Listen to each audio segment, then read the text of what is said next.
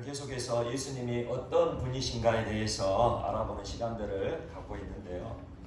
예수님께서 요한복음 말씀을 통하여 자기 자신이 누구이신가에 대해서 분명하게 선언하고 계십니다. 첫 번째는 예수님이 생명의 떡이심을 선언하셨고, 두 번째는 나는 세상의 빛이라, 그렇게 예수님 자신을 선언하셨죠. 이렇게 예수님의 자기 선언이 왜 중요하냐? 예수님의 자기 선언이 왜 이렇게 중요한 것이냐 하면 우리 기독교 신앙의 통일성을 주기 때문입니다. 흔히 기독교 신앙을 체험의 신앙, 경험의 신앙 그렇게 말하죠. 하나님의 영광을 경험하고 성령 체험을 하고 예수님을 만나는 개인적인 신앙 체험, 신앙 경험 참으로 중요합니다. 이러한 신앙 체험은 고난과 시험에도 믿음을 지켜나갈 수 있는 원동력이 되어지고, 그리고 내가 경험한 그 신앙 체험을 통하여 살아계신 하나님, 나와 함께 하시는 예수님을 불신자들에게, 예수님을 믿지 않는 사람들에게 증거할 수도 있기 때문입니다. 이처럼 신앙 경험이 중요하지만 문제가 있어요. 이러한 개인적 신앙 경험이 잘못된 신앙관을 형성할 수도 있다는 것입니다. 하나님이 주신 성경 말씀에 근거하지 못한 개인적인 신앙 체험만을 주장하다 보면 자신만의 하나님을 만들어낼 가능성이 있다는 거죠. 순수한 신앙이 왜곡되고 변질될 수 있다는 것입니다. 개인적인 신앙 경험만을 주장하다 보면 나를 위한 하나님을 만들어내고 마는 거예요. 그래서 예수님의 자기 선언을 통하여 예수님을 정확히 알아가는 것 정말로 중요한 일이죠. 예수님이 어떤 분이신지를 하나님이 주신 이 성경 말씀을 통하여 정확히 우리가 알아가고, 그렇게 우리의 믿음을 이루어가야 우리 모든 성도들의 그 신앙의 통일성을 확립해 갈 수 있기 때문입니다. 이 사람 말 다르고 저 사람 말 다르고 이 사람 믿음 다르고 저 사람 믿음 다르다면 과연 어떤 사람이 예수님을 믿고 예수님을 따라갈 수 있겠습니까? 내가 만난 예수님이 다른 사람이 만난 예수님과 동일한 분이어야 세상 가운데 우리가 빛이 되어지고 소금이 되어지고, 내가 만난 예수님을 전할 때 그 부신 영혼들이 아버지 하나님의 그 크신 은혜 가운데 예수 그리스도의 복음 안에서 그 영혼들이 구원받고 살아날 수 있게 된다는 것입니다. 우리가 예수님이 어떤 분이신지를 정확히 알게 되면 나의 유익을 위해 신앙을 왜곡시키지 않고, 신앙이 변질되지 않고, 오히려 나의 신앙이 올바른 것인지, 지금 나의 믿음이 정확한 믿음인지를 분별할 수 있는 지혜가 생겨나게 된다는 것입니다. 그러므로 예수님의 7가지 자기 선언, 이 예수님의 7대 선언을 늘 마음속에 간직하시고, 이 말씀을 늘 마음에 새기시고, 말씀을 묵상하면서 올바른 신앙관을 정립해 가시기를 간절히 축원합니다. 오늘은 세 번째 예수님께서 말씀하신 자기 선언에 대해 말씀을 잠시 나누려고 하는데요. 예수님은 세 번째 자기 선언을 하셨어요. 어떻게 선언하셨습니까? 오늘 본문 7절 말씀 우리 함께 다시 보도록 하겠습니다. 7절 말씀 함께 읽겠습니다. 시작. 그러므로 예수께서 다시 이르시되 내가 진실로 진실로 너희에게 말하노니 나는 문이라. 아멘. 나는 양의 문이라. 그런데 지금 예수님께서 자기 선언을 하시면서 앞에 첨부한 말씀이 있어요. 진실로 진실로 너희에게 말하노니. 진실로 진실로. 한 번만 진실로 해도 진실한 말씀이라고 우리가 받아들일 건데, 예수님은 2번이나 진실로 진실로 반복하셨어요. 그 이유가 무엇입니까? 그만큼 중요한 말씀입니다. 이 말씀은 너희들이 꼭 생겨야 할 중요한 말씀이야. 그러실 때마다 예수님은 진실로 진실로 그렇게 반복하시면서 우리에게 말씀하셨다는 사실을 기억하시기 바랍니다. 그렇다면 지금 예수님께서 나는 양의 문이다 그렇게 선언하셨는데, 그러면 이 문이라는 이 기능, 이 문은 과연 어떤 것입니까? 문은 어떤 기능을 하죠? 들어오고 나가는 것인데, 좀 다르게 말하면 이 공간에서 다른 공간으로 옮겨갈 때 쓰임 받는 것이 바로 이 문이죠. 문을 통하여 이 공간에서 저 공간으로 옮겨갈 수 있는 거예요. 문이 없다면 어떻습니까? 우리가 만약 지금 이 예배당에서 예배를 하고 있는데 저 예배당 문이 없다면 어떻게 해야 됩니까? 계속해서 이곳에서 하나님께 예배만 드리고 있어야 되겠죠. 문은 이런 기능이에요.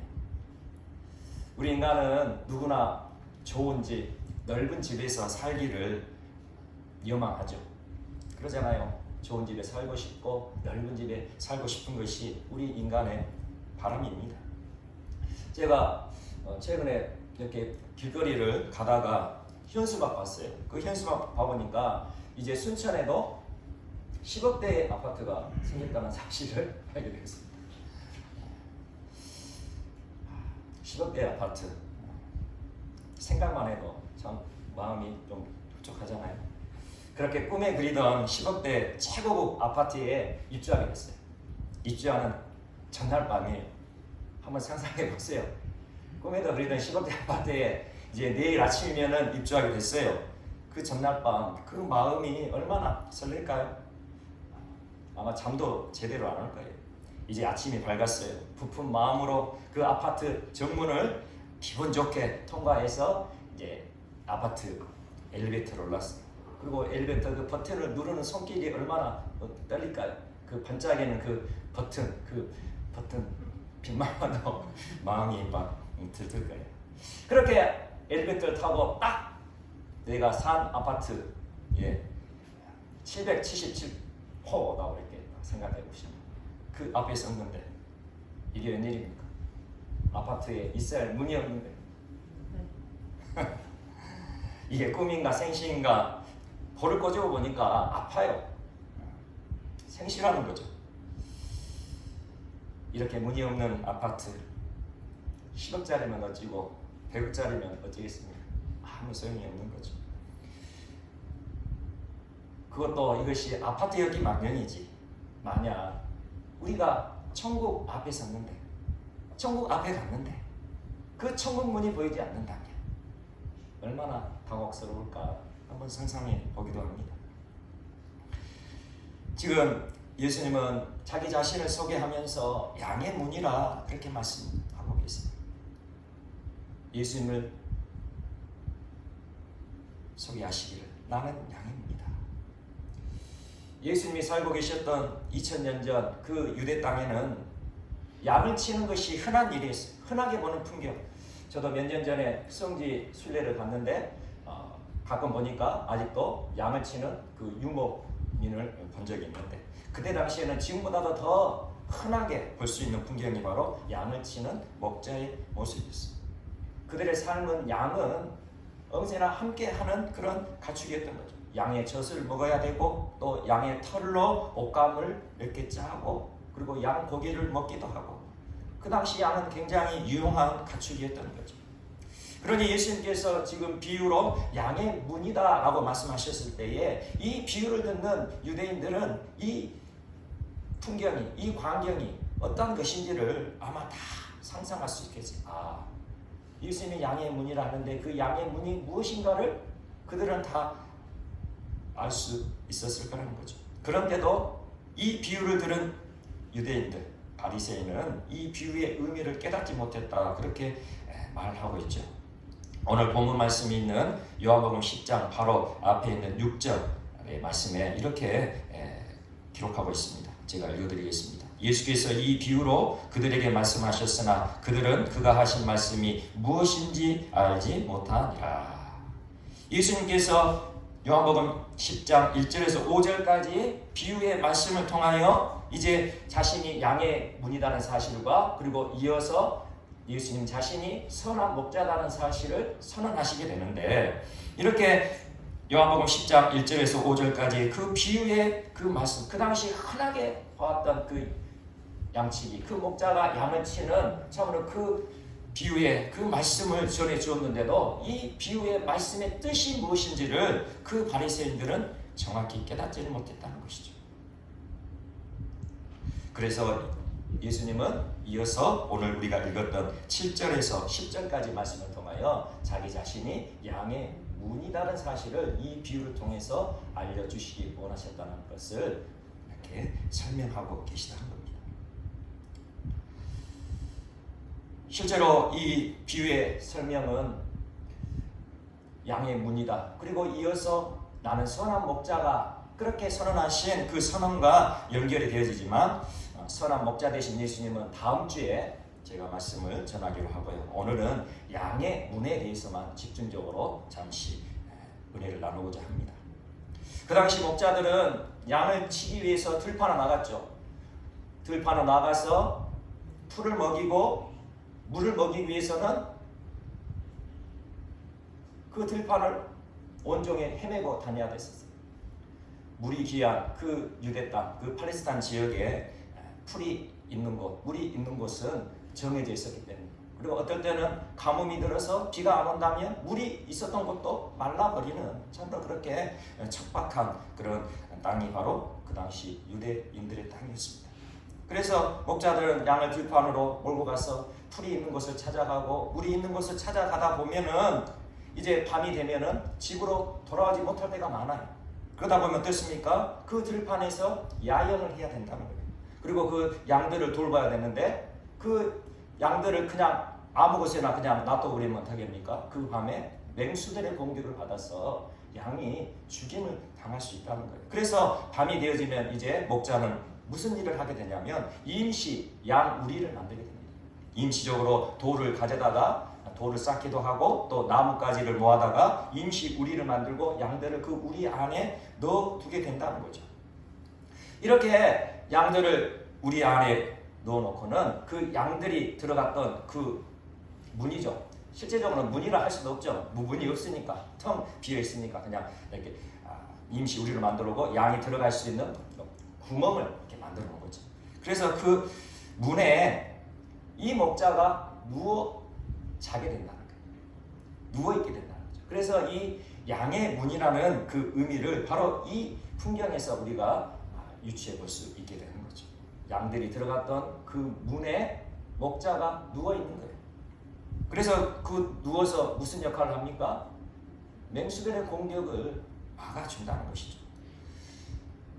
팔레스타인의 지역 낮에는 뭐 섭씨 40도 이상의 뜨거운 날씨지만 저녁이 되면 섭씨 한 10도 정도 이렇게 낮은 날씨가 돼요. 그러니까 무려 기온차가 30도 이상이 되니까 우리가 생각하기에 10도는 뭐 그렇게 춥지 않을 거다라고 생각하지만 그들이 느끼는 추위는 우리가 뭐 영하 10도, 20도 느끼는 그런 추위라는 거죠. 그래서 그들이 그런 추위에 얼어 죽을 수도 있는 것이 바로 그 기온차가 너무나도 크기 때문에 그렇게 되는 거죠.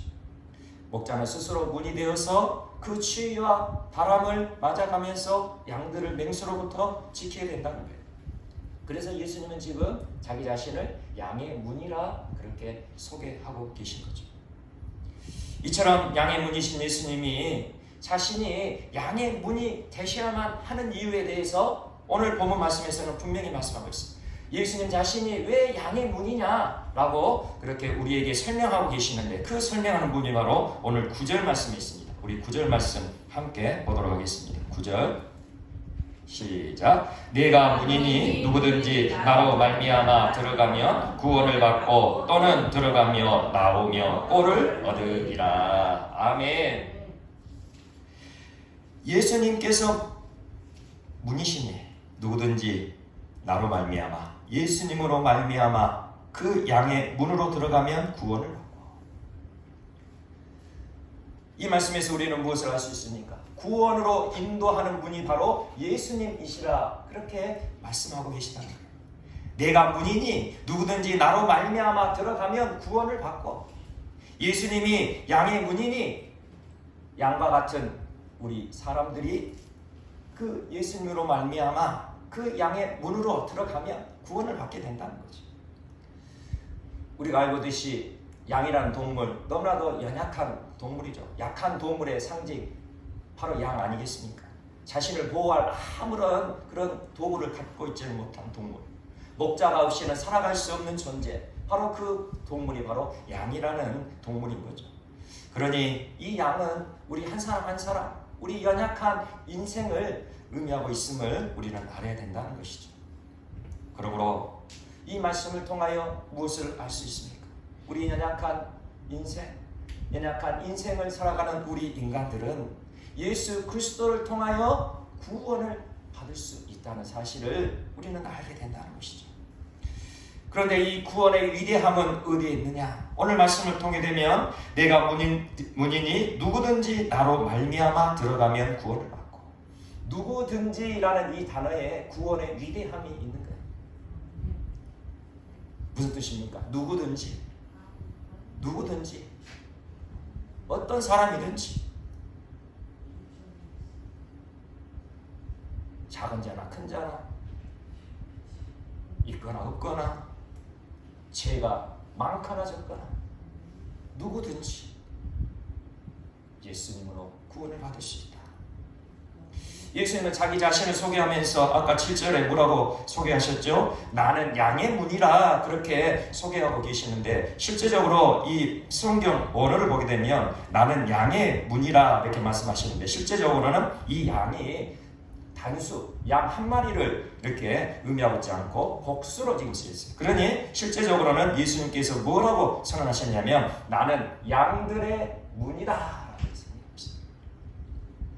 예수님은 단 한 사람만을 위한 예수님이 아니시고 모든 사람들을 위한 예수님이심을 믿으시기를 바랍니다. 예수님은 양들의 문이세요. 누구든지 어떠한 사람이든지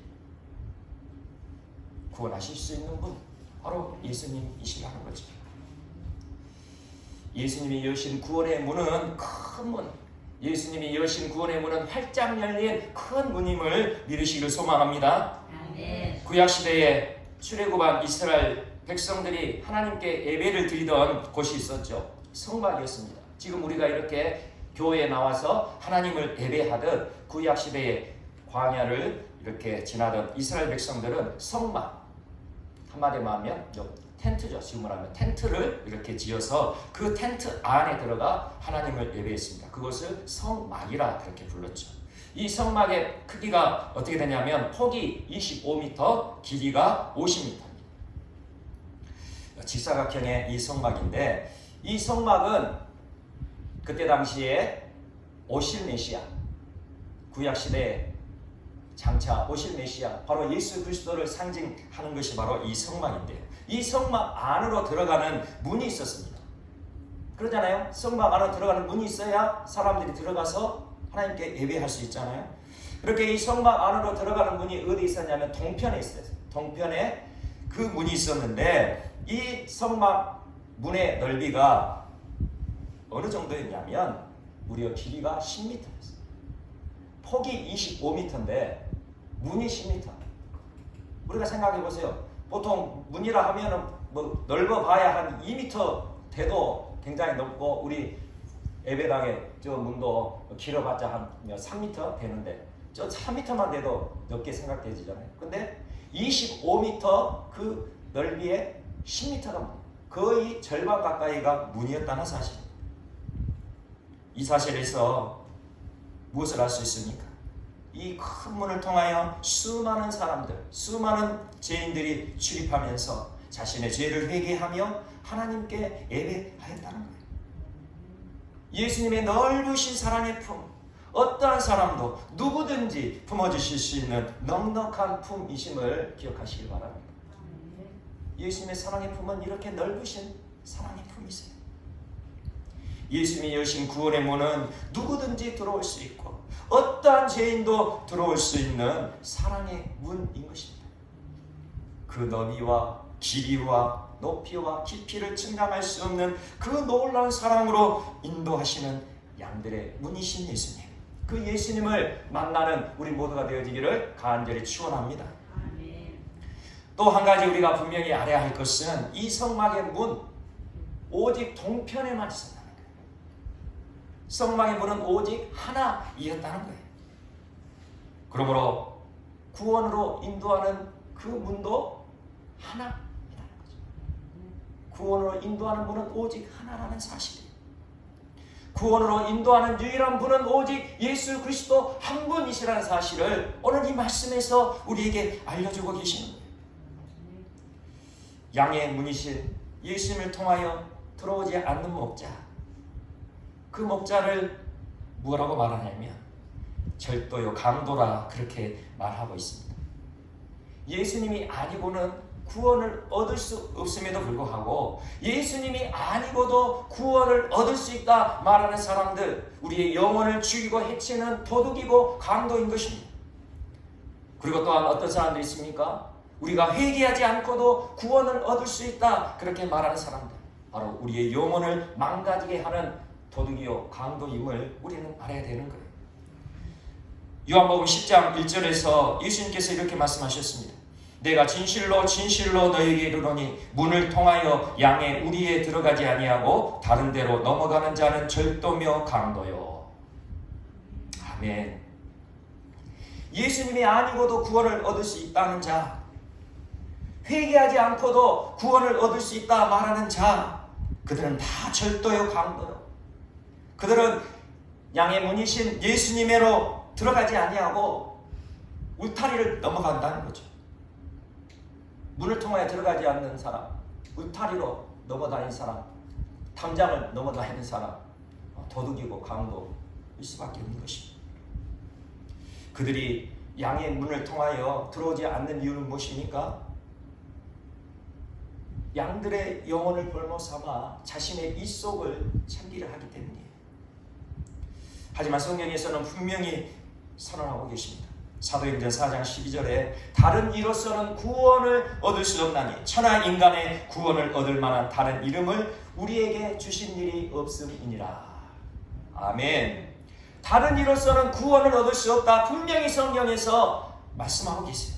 하나님께서 우리에게 선포하고 계시는 거예요. 천하 인간의 구원을 얻을 만한 다른 이름을, 예수 그리스도 이름 외에는 구원을 받을 만한 이름을 우리 인간에게 주신 적이 없다. 그렇게 하나님께서 선포하고 계시는 거예요. 예수님만이 유일한 구원의 문이심을 기억하시기를 바랍니다. 이 구원의 문으로 우리가 들어가야 된다는 거예요. 그렇다면 이 구원의 문, 양의 문 대신 예수님으로 들어가야 우리가 구원을 받게 되는데, 이 구원의 문으로 들어가려면 전제되어야 할 것이 있어요. 무엇이 전제되어야 될까요? 바로 우리의 죄를 회개해야 한다는 거예요. 지금껏 하나님을 하나님으로 인정하지 않는 그 근원적인 죄를 해결해야 하는 것이에요. 하나님이 없다고 내 마음대로 행했던 그 모든 일들을 회개해야 우리는 양의 문이신 그 구원의 문으로 들어갈 수 있게 된다는 것이죠. 양의 문으로 들어간다는 그 전제 조건이 무엇입니까? 그 양들은 어떻게 그 양 우리에 들어가게 되죠? 목자를 따라 목자의 음성을 듣고 그 양 우리에 들어가게 되는 거예요. 그러니 그 양의 문 안으로 들어간다는 것은 목자의 인도함을 받아 양 우리로 들어가게 되는 거예요. 그러니 목자의 인도함을 받는다는 그 의미가 무엇입니까? 목자 대신 예수님의 인도함을 받기 위해서는 지금껏 내 자신이 주인되어 살아왔지만 이제는 그 모든 죄, 내 자신이 주인되어 살아왔던 그 모든 죄를 회개하고 이제 목자 되신 예수님이 인도하시는 대로 순종하는 삶을 살아가겠다. 그렇게 결단하며 그렇게 믿음으로 살아가는 것, 그것이 바로 양의 문이신 예수님으로 구원받은 사람의 삶이 되는 것이죠. 그렇게 우리가 예수님으로 구원을 얻게 되면 우리가 단지 놀라운 그 영원한 생명만을 얻게 되는 것 아닙니다. 우리가 예수님으로 인하여 구원을 얻게 되면 단지 구원받고 천국 소망만을 누리게 되는 것이 아니다는 거예요. 오늘 9절 말씀, 후반절 말씀을 보게 되면 뭐라고 말씀하고 있습니까? 또는 들어가며 나오며 꼴을 얻으리라. 예수님이 구원의 문이신데 그 구원의 문이신 예수님으로 인하여 우리가 구원을 받고 그리고 또는 들어가며 나오며 꼴을 얻으리라. 여기서 또는이라 이렇게 말하니까 구원을 받든지 아니면 들어가며 나오며 꼴을 얻든지 두 가지 중에 하나라 그렇게 잘못 오해가 될 수 있지만 이것은 조금 잘못된 그런 해석이고요. 이 또는이라는 이 성경 언어를 보게 되면 그리고라는 그 단어가 쓰여 있어요. 그리고 그 위에 라는 그 단어가 쓰였죠. 물론 이 단어에는 또는이라는 그런 의미도 포함되어 있지만 여기에서는 또는이 아니라 그리고 들어가며 나오며 꼴을 얻으리라, 그 외에 들어가며 나오며 꼴을 얻으리라, 이렇게 해석하는 것이 더 정확하다는 것이죠. 그러니 이 말씀을 그렇게 해석을 하면 어떻게 되는 것입니까? 예수 그리스도를 통하여 구원을 받고 그 위에 들어가며 나오며 꼴을 얻는 그 놀라운 은혜도 누리게 된다는 것을 예수님께서 말씀하고 계십니다. 단지 구원만을 예수님께서 말씀하시지 않았어요. 들어가며 나오며 꼴을 얻는 그 놀라운 축복, 그 은혜도 예수님께서 말씀하고 계시는 거예요. 그런데 오늘 이 말씀에서 들어가며 나오며, 이것은 무엇을 의미합니까? 양의 문이신 그 예수님으로 인하여 들어가며 나오는 것을 말하죠. 실제적으로 양이 그 양의 우리의 문을 들어가며 나오며 하면서 목자가 인도하는 그 꼴을 먹고 물을 먹고 그렇게 풍성한 삶을 살게 됨을 말씀하고 있는데, 결국 이 말씀에서 우리가 알 수 있는 것은 우리가 구원의 문이신 양의 문이신 예수님과 늘 접촉하며 살아가야 된다는 것이죠. 양의 문을 들어가며 나오며 그렇게 꼴을 얻고 그렇게 풍성한 삶을 살아가는 것처럼 우리가 예수님을 믿고 구원받았다면 늘 예수님과 들어가며 나오며 서로 접촉하며 그렇게 동행하며 그렇게 살아갈 때에 예수님이 약속하신 그 꼴을 먹으며 물을 먹으며 생수를 먹으며 그렇게 풍성한 삶을 살아가게 될 것이라 그렇게 약속하고 계시다는 거예요. 그러니 10절에 이어서 또 그것을 더 자세히 설명을 하고 계시죠. 10절에 이렇게 말씀하고 있습니다.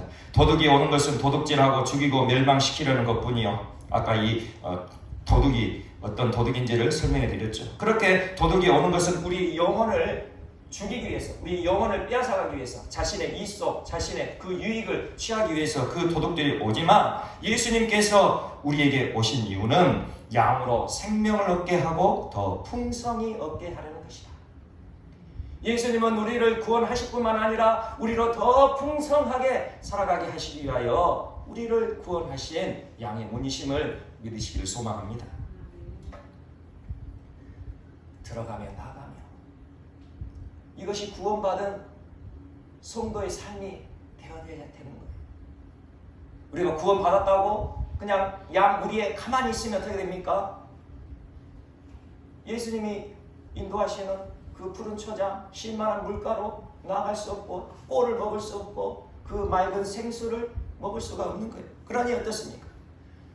양은 그 양의 문을 들어가며 나오며 목자 되신 예수님이 인도하시는 대로 그렇게 따라가며 꼴을 먹고 생수를 먹고 그렇게 살아가는 풍성한 삶을 이루어갈 수 있다는 것이죠. 요한복음 7장 38절에서 39절에 이렇게 말씀합니다. 나를 믿는 자는 성경의 이름과 같이 그 배에서 생수의 강이 흘러나오리라 하시니 이는 그를 믿는 자들이 받을 성령을 가리켜 말씀하신 것이라. 아멘. 나를 믿는 자는 성경의 이름과 같이 그 배에서 생수의 강이 흘러나오리라. 예수님을 믿고 예수님과 더불어 들어가고 나오며 그렇게 동행하며 그렇게 살아가는 그 삶 가운데 생수의 강이 흘러터져 나오는 그 놀라운 삶, 그 풍성한 삶을 지금 약속하고 계시는 거예요. 그런데 우리가 한 가지 생각해 봐야 할 것은 이렇게 예수님과 늘 접촉하고 예수님과 함께하고 예수님과 동행하고 들어가며 나오며 그렇게 꼴을 먹으며 그렇게 생수를 먹으며 풍성한 삶을 살기 위해서는 어떻게 합니까? 우리가 거룩한 삶을, 늘 구별된 삶을 유지해 가야 된다는 것이죠.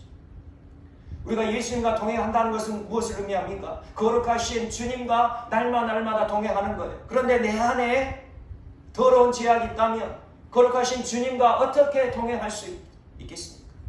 거룩하신 하나님과 죄는 결코 함께 하실 수 없는 거예요. 그러니 우리의 매일의 삶 가운데 예수님과 동행하면서 우리의 삶을 되돌아보며 우리의 믿음을 점검해 나가는 것 너무나 중요한 것이죠. 매일매일의 삶 가운데 나의 삶을 되돌아보며 오늘 내가 하나님께 잘못한 것이 무엇인지, 예수님께서 이끄시는 대로 나아가지 못했던 그런 일들이 무엇인지 나의 믿음을 점검하며 잘못된 것이 있었다면, 하나님 앞에 불충한 것이 있었다면 회개하며 그렇게 날마다의 삶을 이루어가야 된다는 것입니다. 이번 주 에스겔 말씀을 묵상하면서 하나님이 그 이스라엘 백성들에게 그들의 죄가 녹 같다라는 그런 말씀을 하신 것을 들었어요. 녹과 같은 죄. 녹이 무엇입니까? 녹이 철에 쓰는 것이 녹이잖아요. 그러니까 철에 녹이 쓰면 어떻게 됩니까? 철을 못 쓰게 만드는 것이 녹이죠.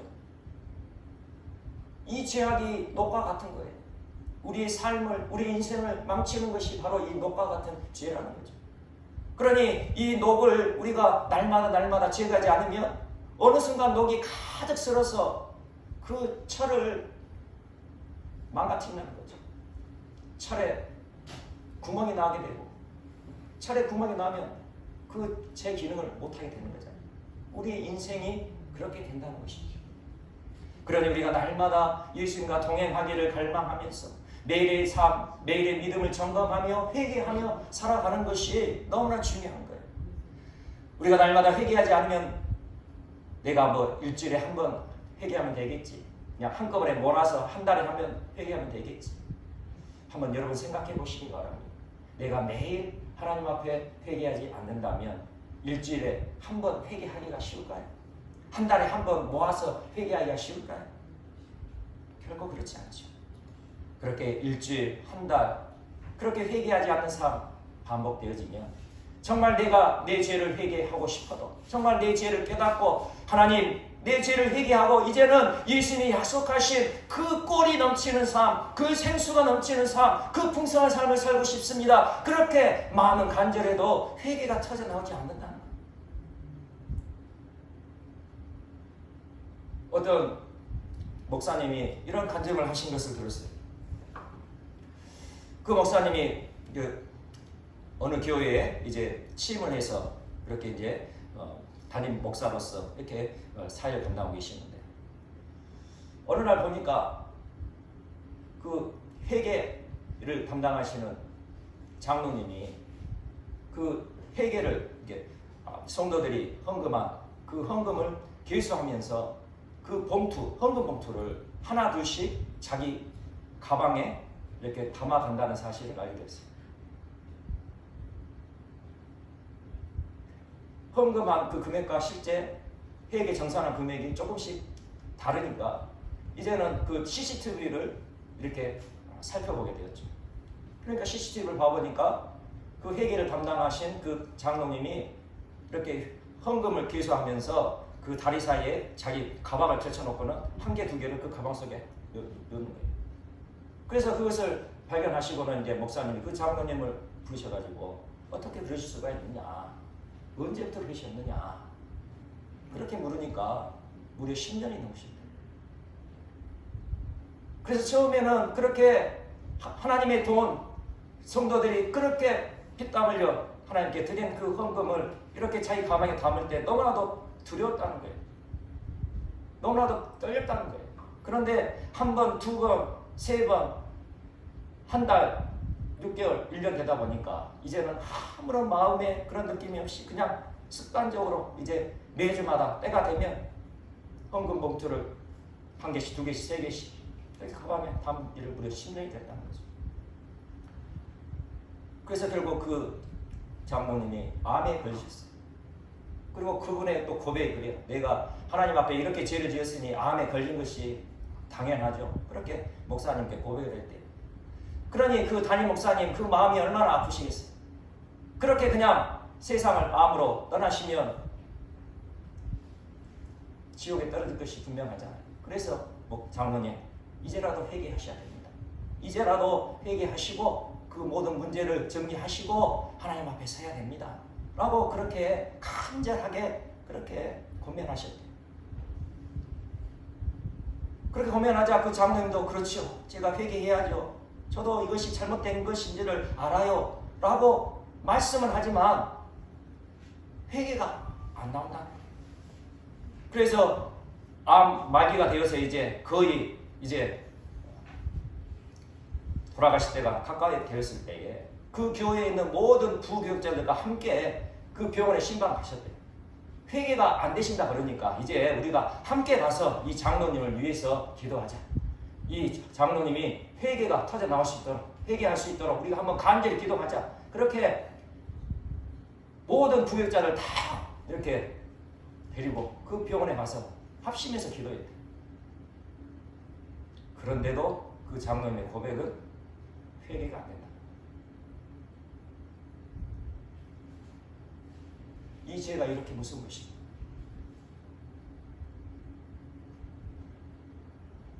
회개하지 않고 죄가 굳어지면 회개하고 싶어도 회개할 수 없다. 진짜 회개하고 싶어도 회개할 수 없다면 우리는 결코 예수님이 우리에게 허락하신 그 넓은 구원의 문으로 들어갈 수 없다는 것이죠. 예수님은 우리에게 넓은 활짝 열린 구원의 문을 열어주셨지만 이렇게 매일매일 예수님과 동행하면서 나의 삶을 점검하면서 나의 믿음을 점검하면서 회개하는 삶이 힘들고 귀찮고 어려우니까 어떻습니까? 그저 나는 예수님 믿었으니까 천국 가지라는 그런 마음으로 살다 보면 바로 우리들의 삶의 그 마지막이 이 장로님과 같은 그런 비참한 삶으로 마감하게 된다는 거예요. 예수님께서 또 이렇게 말씀하셨습니다. 마태복음 7장 13절에서 14절입니다. 좁은 문으로 들어가라. 멸망으로 인도하는 문은 크고 그 길이 넓어 그리로 들어가는 자가 많고 생명으로 인도하는 문은 좁고 길이 협착하여 찾는 자가 적으니라. 우리는 이 말씀을 보면서 오해를 해요. 왜 오해를 하냐? 예수님께서 좁은 문으로 들어가라. 멸망으로 인도하는 문은 크고 그 길이 넓어 그리로 들어가는 자가 많고, 예수님께서 그 구원의 문이 좁은 문인 것처럼 그렇게 말씀하셨잖아요. 이 생명으로 인도하는 문, 이 구원의 문, 이 양의 문이 좁고 길이 협착하여 찾는 자가 적다. 그렇게 말씀하시니까 참 이 믿음이 어렵고 힘들다 이렇게 생각하죠.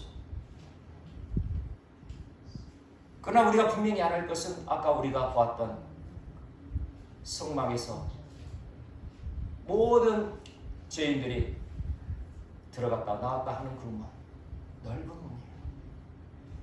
예수님의 그 넓으신 사랑의 문, 하나님의 그 넓으신 자애로우신 그 사랑의 그 마음을 담고 있는 문이 바로 구원의 문이라는 거죠. 그런데 왜 이 구원의 문, 이 넓은 문, 활짝 열린 문이 이렇게 좁고 협착한 길이 되어버렸습니까? 사람들이 이 길로 나가질 않으니까. 한번 생각해 보십시오. 우리가 산에 등산하잖아요. 등산. 그 등산로, 등산로가 생긴 이유가 무엇입니까? 사람들이 자주 다니다 보니까 그 길이 생긴 거예요. 길이 넓혀진 거예요. 그런데 사람이 안 다니는 길 있죠. 사람이 잘 안 다니는 길 어떻습니까? 길이 아예 없기도 하고 길이 있지만 험악한 길이 되는 거죠. 그러니 이 말씀을 통하여 우리가 알 수 있는 것은 이 예수님께서 우리에게 허락하신 이 구원의 문이 처음부터 좁고 처음부터 협착하고 그렇게 힘들고 어려운 길이 아니었다는 거예요. 하나님은 이 구원의 문을 활짝 열으시오. 이 놀라운 그 은혜, 놀라운 이 위대한 그 은혜, 이 넓은 문을 우리에게 허락하셨지만 사람들이 그 길로 찾아가지 않으니까, 사람들이 왕래하지 않으니까, 사람들이 들어가며 나오며 주님이 주시는 꼴을 먹지 않으니까 그 길이 이렇게 좁고 협착한 길이 되어질 수밖에 없다는 것이죠. 그러니 우리가 해야 할 것이 무엇입니까? 이 좁고 협착한 길을 우리가 넓혀갔으면 좋겠습니다. 이 좁고 협착한 길을 우리 한 사람 한 사람이 넓혀가기를 소망합니다. 우리 사랑교회 모든 지체들이 이 좁고 협착한 구원의 이 문, 구원의 길을 넓혀가시기를 간절히 축원합니다. 어떻게 가능합니까? 아까 말씀드렸잖아요.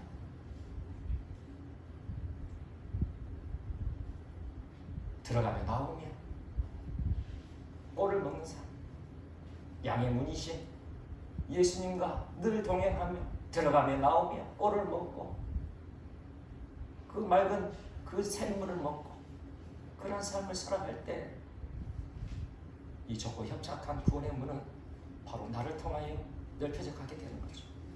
그렇게 넓혀질 때에 어떻게 됩니까?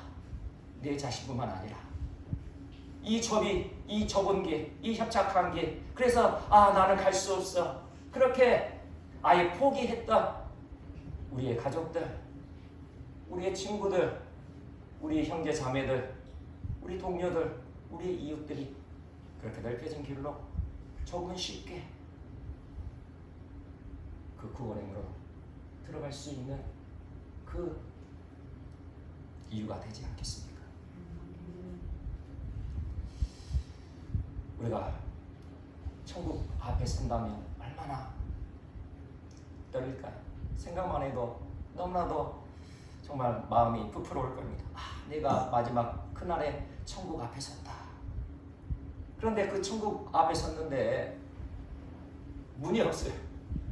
천국 앞에 섰는데 얼마나 당황스럽습니까? 아까 10억짜리 아파트 만약 문이 없다면 어떻게 합니까? 내가 좀 돈을 들여서라도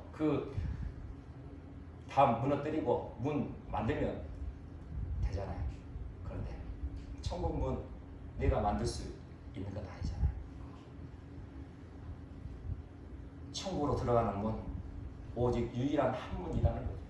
그런데 우리는 동쪽에 있는 그 천국 문에 서 있지 못하고 북쪽에 설 수도 있고 남쪽에 설 수도 있고 서쪽에 서 있을 수도 있다는 것이죠. 예수님이 어떤 분이시고 예수님이 어떻게 나를 구원하셨는지 제대로 알지 못하면 우리가 천국 앞에 가서더라도 그 문을 발견하지 못할 것입니다. 전혀 엉뚱한 곳에 있다면 동쪽에 있는 그 문을 보지 못하게 될 거예요.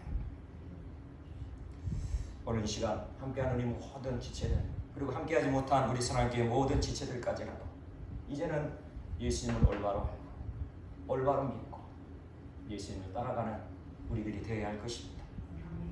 예수님께서는 분명히 약속하셨어요. 우리에게 풍성한 삶을 약속하셨어요. 우리가 단지 구원받는 것으로 만족하지 않을 수 있음을 오늘 분명히 말씀하셨어요. 생수의 강이 터져 나오는 그 삶, 날마다 예수님이 주시는 그 꼴을 먹으며 생수를 먹는 그 풍성한 삶, 그것을 약속하셨어요. 그 약속은 우리가 예수님과 함께 동행할 때, 들어가며 나오며 예수님과 늘 접촉할 때, 나의 삶을 거룩한 삶으로 그렇게 지켜나가기를 그렇게 믿음으로 결단하며 나아가며 회개할 때 우리에게 주어지는 놀라운 약속인 것입니다. 이 놀라운 축복을 날마다 누려갈 수 있는, 그래야 해서 예수님이 주시는 생명으로 그 구원의 기쁨 감격을 누릴 뿐만 아니라 우리 삶 가운데 더 풍성하게 하시는 생명의 생수가 흘러터져 나오는 우리의 삶 가운데 부족함이 없이 채우셔서 주님으로 늘 만족하고 기뻐하며 감사할 수 있는 우리의 믿음의 삶 되시기를 간절히 축원합니다.